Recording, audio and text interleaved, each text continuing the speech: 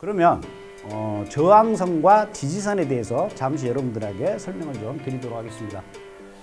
이 부분도 여러분들이 좀 가끔씩 실수하는 경우가 있어요. 이 부분을 잘 이해를 하셔야 됩니다. 먼저 정고점의 정고점, 이 부분은 거의 다 저항을 받습니다. 저항을 받는데 지금 이런 경우에는 이중천정령이라고 그러죠. 이중천정령을 맞고 지금 떨어지는데 이건 예전에 이러한 스타일로 갔는데 요즘은 어떻게 갔냐면 이렇게 올라갔다가 살짝 정고점 위를 돌파를 하면서 떨어지는 이런 트렌드로 좀 바뀌었어요. 항상 이렇게 트렌드는 조금씩 바뀝니다. 바뀔 때마다 제가 그 부분을 알려드리도록 할게요. 지지선이라는 경우는 강한 지지선이 있다. 근데 한번 맞고 다시 떨어진다. 여기에서 지지를 받고 다시 상승. 이런 경우도 마찬가지입니다. 이 지지선이 전자의 전저점을 살짝 깨고 올라가는 경우가 많아요. 그래서 이런 경우에 여러분들이 많이 속았을 겁니다. 전저점 아래에 뭐 몇 틱 정도에다가 스탑을 겁니다. 스탑을 걸면 정확하게 여러분들 스탑만 딱 손절시켜버리고 올라가는 경우가 많죠. 그래서 여러분들이 저항이나 지지, 이중천정령 뭐 이런 경우에는 이중 바닥이라고 이야기를 하는데 이중 바닥형 같은 경우도 이제는 트렌드가 이런 식으로 올라간다. 얘도 마찬가지로 이런 식으로 올라간다. 이렇게 보시는 게 맞아요. 그리고 어떠한 강한 저항선이 있었습니다. 강한 저항선이 있었는데 저항선이 뚫렸어요. 이 뚫렸을 때가 뭐다? 완성이 됐다. 완성봉에 의해 가지고 뚫렸어요. 그러면 이 저항선은 이 이후에는 강한 지지선 역할을 합니다. 뚫고 올라가죠. 이제 반대로 강한 저항선은 지지선 역할을 하면서 계속 우상향으로 올라간다. 이렇게 보시면 돼요. 반대로 마찬가지입니다. 어떠한 지지선이 있었어요. 굉장히 강한 지지선이에요. 뭐 이렇게 내려왔다가 계속 여기에서 지지를 받고 하다가 드디어 이 지지선이 완성봉에 의해 가지고 뚫렸어요. 그래서 하방 돌파가 됐습니다. 돌파가 되면 이때 강한 지지선은 이제 반대로 저항선의 역할을 한다. 이렇게 여러분이 이해를 하시면 되실 것 같습니다. 그럼 지지저항에 대해서 한번 알아보도록 할게요. 이게 2023년도 최근 나스닥 캔들입니다. 실제 어떻게 진행이 되는지 한번 살펴보도록 할게요. 보시면 A라는 구간에서 한번 지지를 받고 저항선을 맞았어요. 그리고 다시 떨어졌는데 B라는 A보다는 더 아래에 지지를 받고 다시 저항선까지 올라갔어요. 그리고 이 B보다 더 아래에 지지를 받고 상승을 하다가 떨어졌습니다. 그러면 제가 아까 그랬죠. 강한 지지선은 이제 나중에 이 지지선이 깨졌을 때는 저항선 역할을 한다고 그랬어요.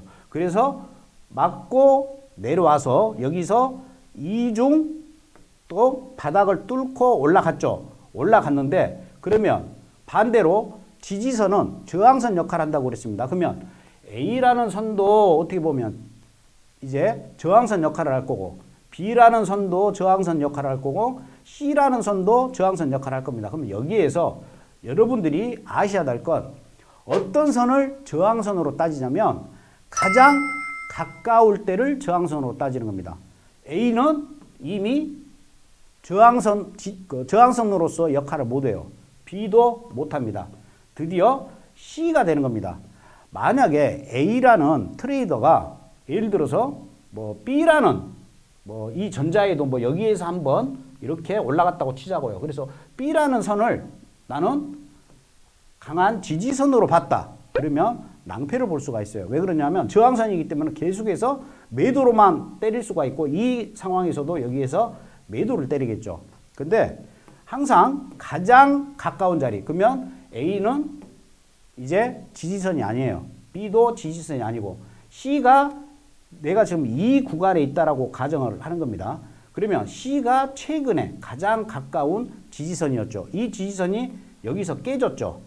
그렇기 때문에 여기에서는 이제 매수로 우리가 진입을 할 수가 있어요. 그러면 여기에서 봅시다. C라는 선을 어떠한 지지선으로 역할을 했어요. 그래서 지지선이니까 이제 저항선이겠죠. 여기서 한번 매도를 쳤어요. 그래서 수익이 났겠죠. 이 정도면 벌써 이게 1시간 캔들이기 때문에 하나, 둘, 셋, 4시간 동안을 버틴 겁니다. 4시간 동안을 수익을 냈겠죠. 굉장히 많은 수익입니다. 우리가 이렇게 봐서 그렇지. 그리고 두 번째 또 올라오니까 여기에서는 매도를 또 들어갔어요. 근데 어떻게 됐습니까? 양봉으로 완성봉이 됐죠. 완성봉이 되면 어떻게 알아? 그 다음 캔들에 바로 빠져나오는 겁니다. 그리고 그 다음 이 캔들에서 다시 강하게 양봉으로 돌파가 됐죠. 그러면 이때부터는 이제 매수로 전환이 된 거예요. 그래서 어떠한 지지 저항선에 있어 가지고는 가장 최근의 선이 지지 저항선 역할을 한다. 이렇게 여러분들이 보셔야 돼요. 그래서 여기에서 강한 지지를 받았네. 어떠한 의미 부여를 하시면 안 된다는 거예요. 제가 드리고 싶은 말은 최근에 내가 지금 이 구간에서 거래를 하고 있다. 이 구간에서의 최근의 저점은 이 자리가 되고 이 자리에서 지지를 받았죠. 그러면 이 자리가 지지선 역할을 했다. 이렇게 여러분들이 이해를 하시면 되겠습니다. 두 번째 한번 보도록 할게요. 여기 같은 경우에는 어떠한 저항선입니다. 내가 지금 이 구간에서 거래를 하고 있어요. 이 구간에서 거래를 하는데 A라는 데서도 어떠한 저항을 받았다. 그래서 의미 부여를 한다. 제가 뭐라고 그랬습니까? 안 한다. B도 여기에서 한번 저항을 받았죠. 이것도 의미 부여를 안 한다. 내가 지금 이 구간에서 거래를 하고 있을 때에는 가장 최근에 저항을 받았던 자리는 C죠. 그렇기 때문에 우리가 현재 여기에서 거래를 할 때는 이 C 구간을 깬 타이밍이 매도 자리가 되는 겁니다. 그리고 이때 이 B라는 이 구간은 아무런 의미가 없는 거예요. 그냥 깨버리죠. C라는 구간도 마찬가지예요. 아무런 의미가 없어요. 이것도 그냥 깨는 자리예요. 그러니까 여기에다가 어떠한 의미 부여를 해가지고 여기에서는 지지를 받을 거야. 저항선이니까 이제 여기서 지지를 받겠다고 생각을 하겠죠. 아니에요. 그래서 의미 부여를 안 한다. B도 의미 부여를 안 한다. 그래서 결과론적으로 내가 만약에 어느 시점에서 거래를 하느냐에 따라 가지고 틀려요. 만약 내가 여기에서 거래를 하고 있는 시점이었다. 그러면 당연히 B가 가장 최근에 저항선이었죠. 그러면 이 자리가 지지선 역할을 하는 겁니다. 근데 어떻게 됐어요? 이 지지선을 깼어요? 안 깼어요? 이 구간에서. 안 깼죠.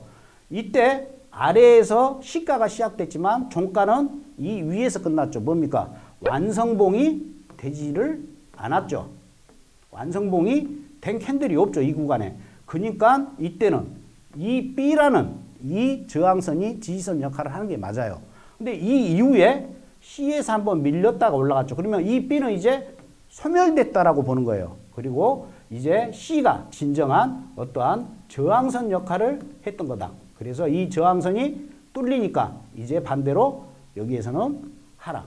이렇게 여러분들이 보시는 거예요. 그래서 제가 드리고 싶은 말씀은 이제 어느 정도 여러분들이 기초적인 부분들은 다 공부를 하셨기 때문에 저항선과 지지선의 의미는 여러분들이 아실 겁니다. 근데 이 저항선과 지지선을 잡을 때는 1시간 캔들 기준으로 최근에 내가 지금 거래하고 있는 이 시점에서 최근에 저항선과 지지선을 잡아야지 먼 저항선과 지지선은 안 잡는 게 좋아요. 그래서 저항선과 지지선에 대해서 여러분들이 굉장히 이 부분에 대해서 실수를 많이 하기 때문에 제가 특별하게 이 부분을 짚고 넘어가는 겁니다. 그래서 저항과 지지선 이 정도면 여러분들이 충분히 이해를 했으리라고 봅니다.